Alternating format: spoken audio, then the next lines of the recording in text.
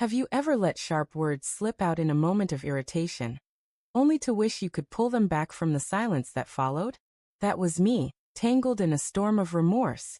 I'm Emily, 28, and just days ago, I thought my life was carefully planned out. I believed I understood my deepest wishes, the person I was crafting a future with, and the road we were traveling together. But in one fleeting moment, I unraveled it all with words I can never take back. My name is Emily, and I'd been with Daniel for almost 3 years. We met at work, where his clever humor and warm charisma captivated me instantly. His laughter was infectious, and our connection felt seamless. Daniel is the kind of man who'd shift the stars for those he cares about, with a heart so giving that I sometimes overlooked the depth of his loyalty. Maybe I didn't fully see how uniquely he cherished me. We talked about marriage before, but I always brushed it aside. Not because I didn't love him, but because I wasn't sure I was ready to commit fully. I kept telling myself that when the time was perfect, he'd know exactly how to act, and I'd be certain of my own feelings. Yet deep inside, I'd begun to picture that moment vividly.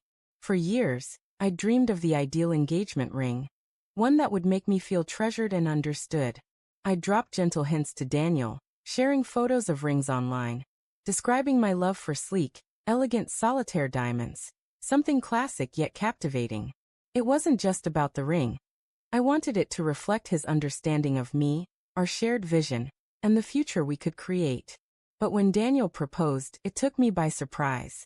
We were at a cozy family gathering, nothing grand, just a quiet evening with a few close loved ones. It was meant to be meaningful in its simplicity.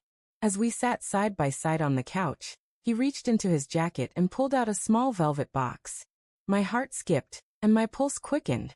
This was the moment I'd imagined for so long. He opened the box to reveal the ring, and my initial excitement faded into a heavy disappointment. The ring wasn't what I'd pictured. The diamond was small, far tinier than I'd hoped, and the band lacked the radiant shine I'd envisioned. It felt lackluster, almost insufficient. It wasn't about the price. I didn't care about that. But what the ring seemed to say about our bond. It didn't capture the profound commitment I'd dreamed of. As I looked at it, my dismay was impossible to conceal. Daniel, his face glowing with nervous anticipation, waited for my reaction, his eyes brimming with hope. But all I could think was, does this reflect how he sees me? Is this the best he could do? In that impulsive, reckless moment, I blurted out, Daniel, I'm sorry, but this ring feels inexpensive. It's not what I imagined. I can't wear it. You should take it back. My words struck him like a blow. His warm smile faded, replaced by a look of hurt disbelief that cut through me.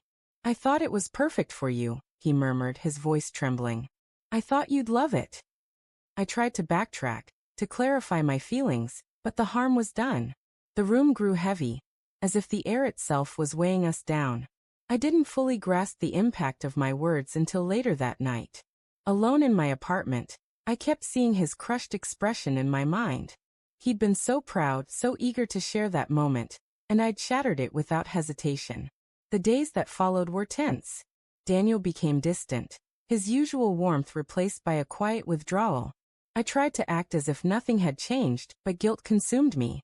How could I pretend everything was okay when I'd ruined something so precious? He tried to discuss it, but I avoided the conversation, too ashamed to confront my actions. He kept asking if I was all right, but I wasn't. I'd turned his heartfelt gesture into a source of pain. Then came the moment that shattered me. One evening, Daniel came home after a long day. The moment he stepped inside, I sensed a change in him. His usual spark was dimmed, his face heavy with resolve. Emily, he said, his voice steady but low. I've been reflecting a lot. I don't think we're on the same page about what we want. My heart sank. I knew what was coming, but I wasn't ready to hear it. I can't keep going like this, he continued. I can't keep giving my heart if you're going to reject it. I wanted to speak, to mend everything, but my words failed me. I'd already broken something irreplaceable with my thoughtless outburst. He said he needed space, that he wasn't sure he was the right person for me anymore. He questioned whether we could move forward after what had happened.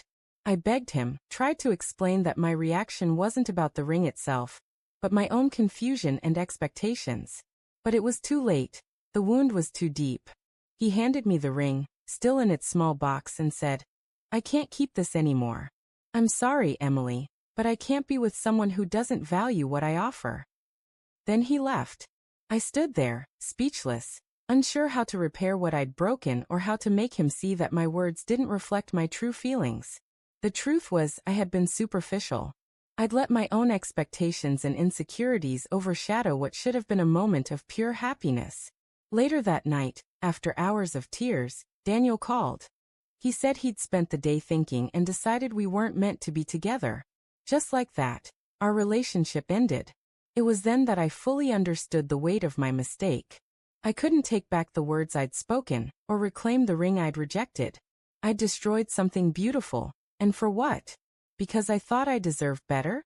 Because I was chasing a perfect proposal? I don't know if Daniel will ever speak to me again, and I'm not sure I can forgive myself for what I've done. But one thing is clear. I'll never forget how I let my pride and idealized dreams block the path to true love. I won't let that happen again.